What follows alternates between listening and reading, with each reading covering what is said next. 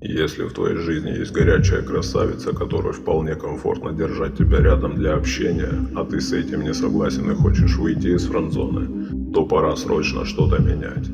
И для начала неплохо бы понять, насколько в твоем случае все запущено. Если фраза «я вышел на новый уровень френд-зоны, познакомился с родителями ее парня, а тебе», то хорошо подумай, не пора ли переключить фокус внимания в другую сторону. Если у девушки есть серьезные отношения с другим молодым человеком, то лучшее, что ты можешь сделать, пожелать им счастья и отправиться на другие пастбища. Совсем другая ситуация, если девушка свободна и ты всерьез собираешься ее соблазнить.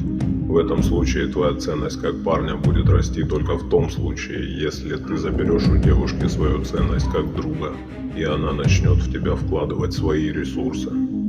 Выйти из френд-зоны – это стандартная программа в случае, когда девушка к чему-то привыкла.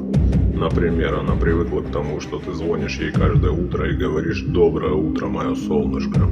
Если вдруг в какой-то из дней ты не позвонишь и не пришлешь СМС, то на следующий день она сама позвонит и устроит тебе выволочку на эту тему. По факту она говорит тебе: «Я беспокоюсь, что ты меня стал ценить меньше, поэтому я в тебя вложусь». И начинает тратить на тебя время, давать тебе внимание и вкладываться еще больше. Поэтому ты должен вычислить, какие ресурсы она от тебя получает. Эмоции, время, твои руки или мозги. Когда ты сверлишь стены, настраиваешь компьютер или копаешь грядки. И когда вычислишь, какие это ресурсы, лиши ее их. Просто прекратив делать то, что прежде. С большой долей вероятности она начнет беспокоиться о том, что недополучает. И если у девушки нет постоянного парня, то у нее обязательно появится достаточно времени и желания, чтобы тебя обратно в стойло поставить. А как только ты вышел из стойла, она тут же побежит за тобой с криками: «Я бежала за вами 3 дня, чтобы показать, как сильно вы мне безразличны». Осыпая тебя упреками и претензиями, девушка тем самым в тебя вкладывается.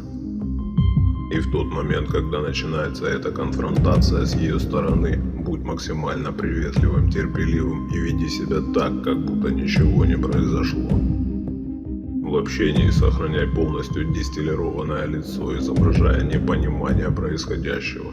Смотри на нее с немым вопросом: «Да что вообще происходит? Нормально же общались». Когда первая волна пройдет, надо будет продолжать отдаляться все дальше, до тех пор, пока она не будет вынуждена заново с тобой начать флиртовать. Всегда помни, что женщины более опытны в отношениях, но инструментария у них не так много.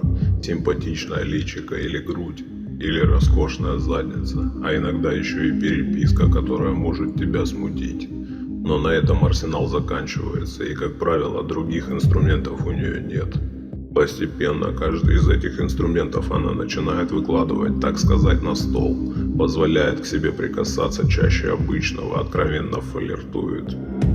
И когда это происходит, твоя задача оказаться с ней в изолированном месте и по стандартной схеме начать ее соблазнять. Можешь ее трогать так, как будто у тебя уже был с ней секс.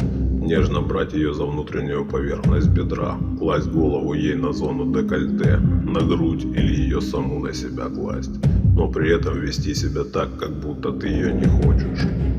«Какой секс, — говоришь ты, — мы же просто друзья. У меня на тебя даже не встанет». Тем самым еще больше ее подзадоривая, так играя в ближе дальше. Ты ее возбуждаешь, но при этом говоришь, что не хочешь. И в какой-то момент она теряет ощущение реальности и сама хочет тебя соблазнить. Но она этого может не сделать, потому что западло. И это западло убирается одним простым элементом – бутылкой вина.